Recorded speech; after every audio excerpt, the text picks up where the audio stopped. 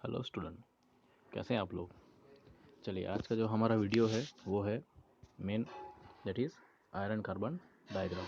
ठीक है, इसमें हम डायग्राम के बारे में अभी फ़िलहाल नहीं सीखेंगे। इसके जो मेन जो इम्पोर्टेंट टर्म्स हम यूज़ करते हैं आयरन कार्बन डायग्राम के अंदर, वो चीज़ को हम इसमें स्टडी करेंगे। ठीक है, ये वीडियो आज हम सिर्फ और सिर्फ टर्म्स जो यूज़ होते हैं आयरन कार्बन डायग्राम के लिए, उसके लिए है। ओके, तो आप देख सकते हैं नेक्स्ट स्लाइड में मैंने एक फिगर बनाया हुआ है। यहाँ पे आप देख सकते हैं, this is the iron carbon diagram figure है, जिसके अंदर मैंने सारे जो ये जो टर्म्स हैं जो आपके है ना, यहाँ आपको दिख रहा है परलाइट हो गया, फेराइट हो गया, ऑस्टेनाइट हो गया, सीमेंटाइट हो गया। ठीक है, तो दिस ऑल द थिंग्स जो ये टर्म्स है वो हमने ऑलरेडी आयरन कार्बन के डायग्राम के पहले जो हमारा वीडियो लेक्चर था, that is the heat treatment diagram, उसके अंदर हमने ये सारे वर्ड्स को यूज़ करते हुए देखा था, है ना। मैंने अलग अलग फेसेस के थ्रू बताए थे आपको। तो आज डिटेल में यही जो नाम आपके जो हैं उसको हम समझने की कोशिश करेंगे। और आयरन कार्बन डायग्राम में ये जो डायग्राम है आपका, उसके अंदर कहाँ पे इसका यूज़ है, कहाँ पे इसका इम्पोर्टेंस है, वो चीज़ हम डिस्कस करेंगे। ओके, तो ज़रा हम इसको आगे फोकस करते हैं। तो आप देख सकते हैं, इस समय मैं थोड़ा जूम आउट कर देता हूँ, जूम इन कर देता हूँ। देखिए, तो यहाँ पे आप अभी देख सकते हैं एक आयरन कार्बन डायग्राम, जिसके अंदर ये जो पोर्शन है इसको दो पार्ट में डिवाइड किया गया है। आप देख सकते हैं द अपर सेक्शन, ये जो अपर सेक्शन है that is consist of temperature line. Okay, ये जो आपको एक्सिस दिख रहा है that is the Y axis. ठीक है, that is known as your temperature line axis. Okay, और ये जो हॉरिजॉन्टल एक्सिस आपको दिख रही है, दिस वन हॉरिजॉन्टल एक्सिस जो दिख रही है वो आपकी है परसेंटेज ऑफ कार्बन। ठीक है, कार्बन का परसेंटेज के लिए वो डिफाइन कर रहा है। ठीक है, तो यहाँ पे आप टेम्परेचर का रेंज देख सकते हैं, 0 से 400, 800, देन 1200, है ना, 1200, उसके बाद 1600, 2000 के अबव ये टेम्परेचर जा रहा है। और उसी तरह से परसेंटेज ऑफ कार्बन का आपका 0 से लेकर 6 के आसपास का परसेंटेज है, जो कि मैक्सिमम आपका 6.67% ऑफ कार्बन आपका ऐड होता है किसी भी आपके आयरन कार्बन डायग्राम के मटेरियल में, यानी किसी भी मेटल के अंदर ये मैक्सिमम परसेंटेज ऑफ कार्बन आपको मिलेगा। ओके, सो अभी आप इसमें देख सकते हैं हॉरिजॉन्टल सेक्शन में फिलहाल देखिए, तो इसको दो पार्ट में डिवाइड किया गया है। जो 0 से लेकर 2% के अंदर अंदर जो सेक्शन है, यहाँ पे पोर्शन जितने भी आपके बन रहे हैं that is known as steel. और इसके बाद जब 2% के अबव जब कार्बन हम ऐड करते हैं किसी भी मटेरियल के अंदर, यानी 2 से लेकर आपका 6 के आसपास, तो that type of portion is made of that material is known as cast iron. Okay, ये दो पार्ट में पहले तो ये डिवाइड है। दूसरा जो ये आपका सेक्शन दिख रहा है, मैं इसे थोड़ा इरेज कर देता हूँ आपको, तो आप देख सकते हैं अभी ये जो पोर्शन आपको दिख रहा है, तो ये जो सेक्शन है आपका वो क्रिटिकल पॉइंट आपको डिफाइन करता है। ठीक है, किसी टेम्परेचर का मैंने बताता था ना आपको कि पर्टिकुलर सेक्शन आपका क्रिटिकल पॉइंट डिफाइन करता है, और उसके बाद जाके वहाँ से चेंजेस होते हैं। ठीक है, तो ये जो 723 डिग्री आपको दिख रहा है ना इस तरफ, तो ये जो आपका है वो क्रिटिकल पॉइंट डिफाइन करता है। वहीं यहीं से सबका फेसेस जो है, मटेरियल जो है वो आपका फेसेस चेंज करना स्टार्ट करते हैं। ठीक है, तो अब हम देखते हैं, अभी आपको दिख रहा होगा कि कहाँ कहाँ पे ये जो ऑस्टेनाइट हो गए या परलाइट हो गए, जो जितने भी हम टेक्निकल टर्म्स यूज़ करते थे खासकर आयरन कार्बन डायग्राम के अंदर, उसका असल में ये कहाँ कहाँ पे फॉर्म होते हैं वो आप देख सकते हैं। यहाँ पे परलाइट जो है वो इस ग्रीन सेक्शन एरिया में, जो लोअर एरिया जो है आपका, that section is known as pearlite. Ferrite is the middle section area. ठीक है, austenite is the upper section of the temperature. आप देख सकते हैं उस एरिया और टेम्परेचर के हिसाब से। ठीक है, similarly eutectic point, this is eutectic point, eutectoid point, this one. आप इसको यूटेक्टॉइड पॉइंट डिफाइन कर सकते हैं। ठीक है, वैसे अलग अलग सेक्शन में। तो चलिए हम देखते हैं एक एक करके सारे जो सेक्शंस हैं उसके ऊपर हम स्टडी करते हैं। ओके,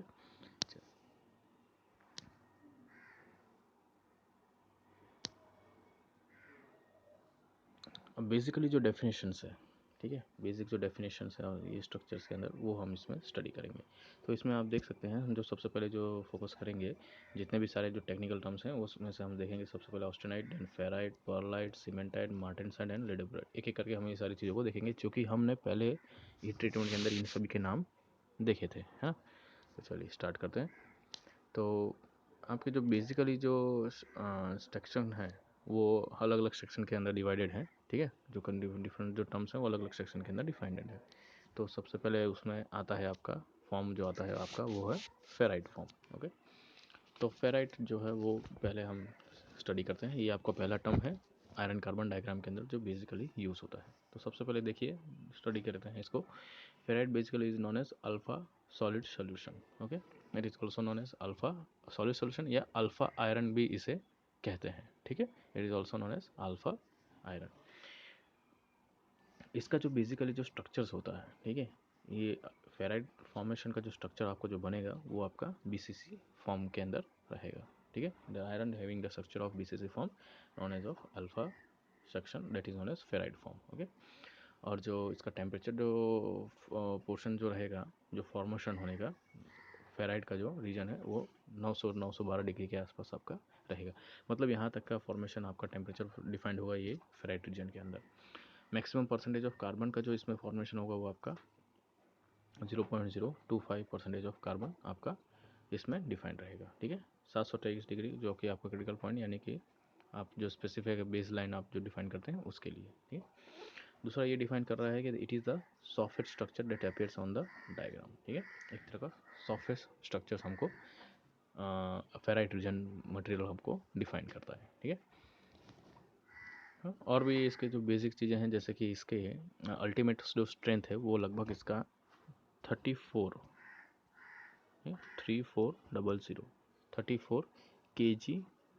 kgf पर सेंटीमीटर स्क्वायर, ओके। तो ये बेसिकली इतना इसकी जो टेंसाइल स्ट्रेंथ है वो डिफाइन करती है। अल्टीमेटली टेंसाइल स्ट्रेंथ जो है ये इसमें डिफाइंड होता है, ठीक है।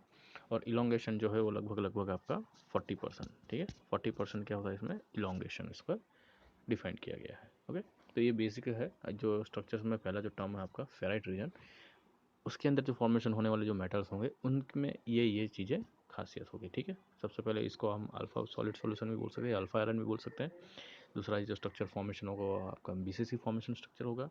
मिनिमम जो टेम्परेचर इसका बेसिकली जो डिफाइन करा जाएगा वो 912 डिग्री सेल्सियस के आसपास रहेगा। परसेंटेज ऑफ कार्बन आपका 0.025% ऑफ कार्बन रहेगा। सॉफ्टवेयर स्ट्रक्चर इसको डिफाइन किया जाता है।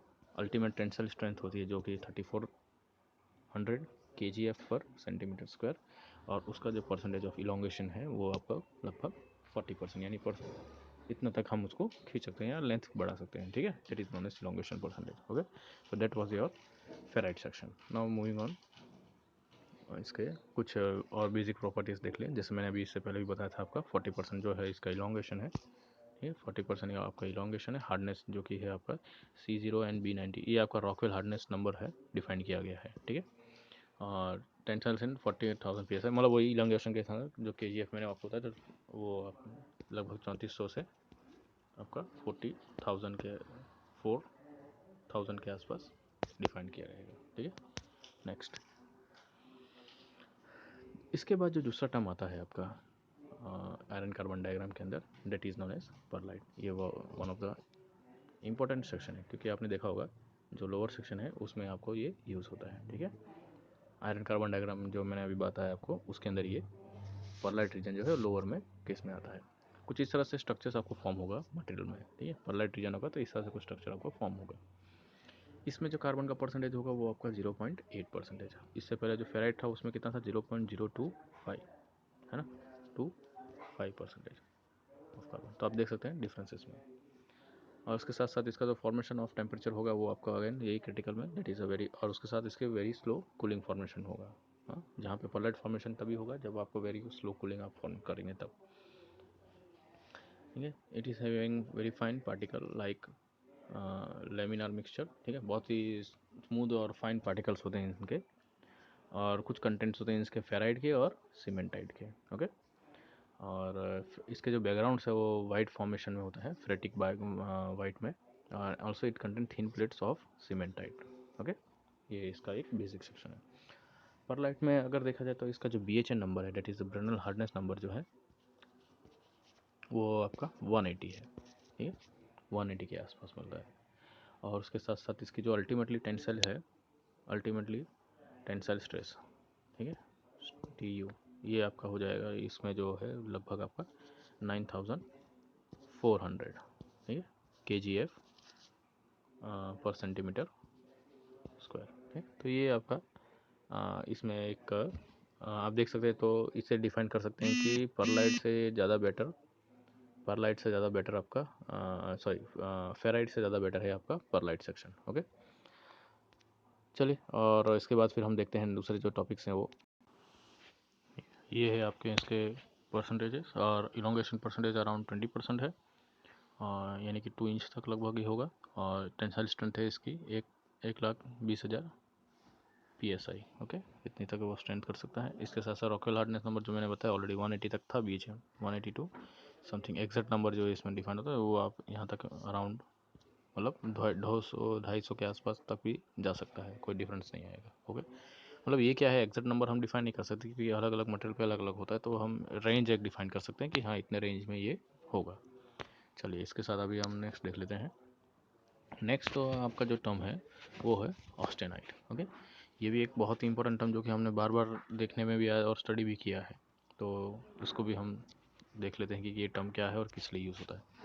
तो सबसे पहले जो ऑस्टेनाइट है ये एक इंटरसेसर सॉलिड सॉल्यूशन है। ठीक है, ये फेज जो है आपका FCC फॉर्मेशन होता है। इससे पहले जो हमने देखा था वो क्या था, BCC फॉर्मेशन का कुछ हमको फॉर्म हुआ था, लेकिन अब जो है हमारे पास वो ऑस्टेनाइट फॉर्मेशन हो है, जो कि ये आपका जो आयरन फॉर्मेशन जो होगा, स्ट्रक्चर जो बनेगा वो आपका FCC स्ट्रक्चर बनेगा, यानी कि better than that of BCC structures. इसकी जो सॉल्युबिलिटी है वो आपका अराउंड 2.0% ऑफ कार्बन इसमें मिलेगा आपको। ठीक है, परसेंटेज ऑफ कार्बन है इसका 2.0%, और इसका जो टेम्परेचर जो फॉर्मेशन होगा सॉलिबिलिटी का that is 1130 degree Celsius, 1130 degree Celsius पे इसका फॉर्मेशन होता है ऑस्टेनाइट का। और उसके बाद ये बेसिकली हाई फॉर्मेबिलिटी के लिए यूज़ होता है। Most of the heat treatment is begin with the single phase, मतलब ये फॉर्मेशन ऑस्टेनाइट फेस पे लाने के लिए ही most of the heat treatment process आपको किया जाता है किसी भी आयरन मटेरियल पे। उसके साथ साथ normally it is not stable at a room temperature, but it is certain condition it is possible to obtain the austenite at a room temperature। austenite हम room temperature पे भी certain condition से हम कर सकते हैं। इसके साथ साथ it is non magnetic and tough। ठीक है, एक तो ये नॉन मैग्नेटिक है और दूसरा टफनेस, टफनेस आपको इम्प्रूव करने के लिए है। और एक चीज़ इसमें देखा जाए तो एलिमेंट जैसे कि आपके मैंगनीज हो गए, क्रोमियम हम डालते हैं स्टील के अंदर, तो ये सारे जो फॉर्मेशन होते हैं वो इसी फॉर्मेशन में आपके ऑस्टेनाइट फेसेस के अंदर ही आपको मिले जाते हैं। ओके, कुछ बेसिक इसके प्रॉपर्टीज़ देख लेते हैं, जो कि इसके टेंसाइल स्ट्रेंथ आप देख सकते हैं कंपेयर टू अदर 1,50,000 से आसपास इसके PSI है, इतनी स्ट्रेंथ है। आप मतलब कंपेयर कर सकते हैं कि ये ऑस्टेनाइट फेस के जो मटेरियल होंगे तो बेटर होंगे कंपेयर टू डेट ऑफ आपके परलाइट फेराइट की मटेरियल। ठीक है, क्योंकि ऑलरेडी इसका स्ट्रक्चर जो स्ट्रक्चर बन फॉर्म हो रहा है वो भी आपका FCC स्ट्रक्चर हो रहा है। इलोंगेशन परसेंटेज जो है वो 10% है। रॉकेल हार्डनेस नंबर आपका ये C40 तक जाएगा, और टफनेस बहुत इसमें हाई, मतलब इन केस आप जब आपको टफनेस चाहिए इंप्रूव करना है that obviously you have to form of the austenite phases. Okay, चलिए, इसके बाद आता है आपका next form that is cementite. ये भी वन ऑफ द आपका इंपॉर्टेंट स्ट्रक्चर फॉर्म होता है। जब भी किसी हार्डनेस ऑफ मटेरियल अगर डिफाइन करना हो, मटेरियल में अगर हार्डनेस अगर डिफाइन करना हो या ब्रिटल टाइप फॉर्मेशन आपको रखना हो या हार्डनेस इंप्रूव कराना हो, तो उसके लिए सीमेंटाइट ही निर्भर रहता है। तो basically cementite is iron carbide, it's very hard. ठीक है, एक तो हार्डनेस के लिए, दूसरा ब्रिटल फॉर्मेशन जो मटेरियल आपका होता है, मतलब इन शॉर्ट हार्डनेस फॉर्म के लिए। ठीक है, इसमें जो परसेंटेज ऑफ कार्बन आपके फॉर्मेशन होते हैं वो आपके 6.67, यानी कि आखिरी हद तक जो आपका आयरन कार्बन डायग्राम में जो maximum temperature maximum percentage of carbon formation होता है वो आपके सीमेंटाइट फॉर्म में होता है। दूसरा ये है हार्ड स्ट्रक्चर, जो कि मैंने हाईलाइट किया भी हुआ है, आप समझ सकते हैं। सीमेंटाइट जो है हमेशा रिलेटेड टू द हार्डनेस के ऊपर होता है। देखिए, याद रखिएगा, जो परलाइट है वो आपका सॉफ्ट स्ट्रक्चर डिफाइन करता है। उसके बाद हमने इससे पहले जो अभी देखा दैट इज़ वॉज ऑस्टेनाइट, वो आपका टफनेस को डिफाइन करता है। ठीक है, टफनेस। और अभी जो हम देख रहे हैं आपके सीमेंटाइट, वो आपको हार्डनेस को डिफाइन करता है। ठीक है, तो इस तरह से आप अलग अलग केसेस के अंदर जो मोटा मोटा जो इसका डिफरेंस है वो आप याद कर सकते हैं। इसका जो क्रिस्टल स्ट्रक्चर है वो ऑर्थोरोम्बिक है। Okay, orthorhombic structures having material.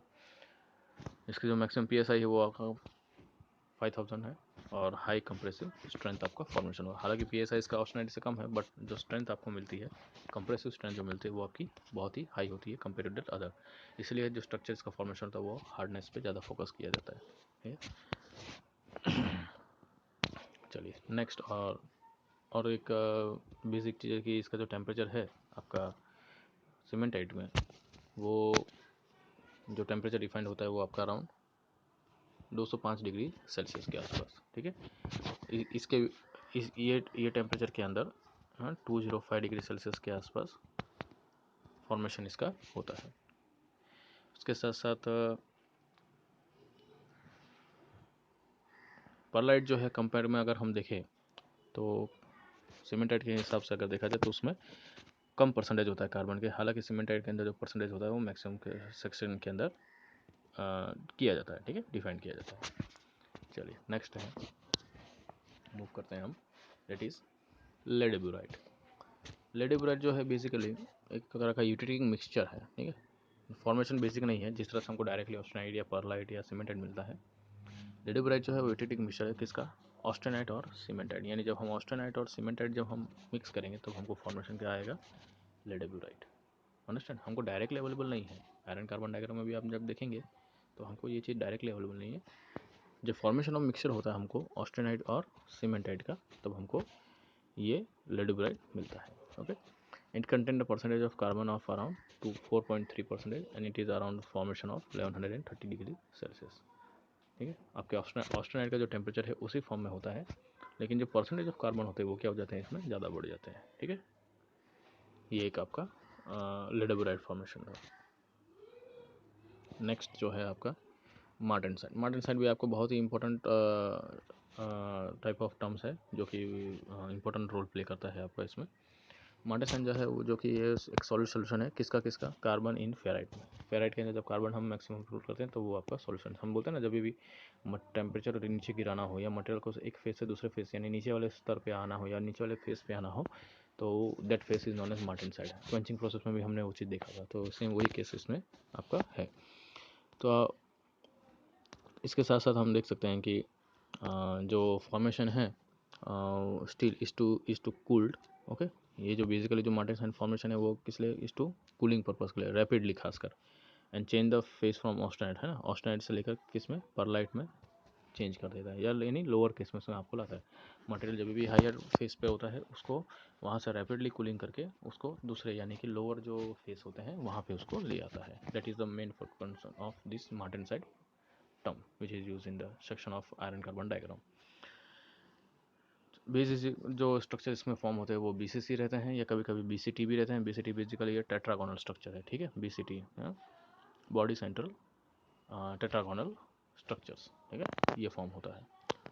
Cube नहीं फॉर्म होता, इसमें टेट्रागोनल स्ट्रक्चर फॉर्म होता है, ठीक है, which is responsible for the hardness of the quench steel, है। तो बेसिकली आपको इस फॉर्मेशन के लिए ही इसमें यूज़ किया जाता है, ओके।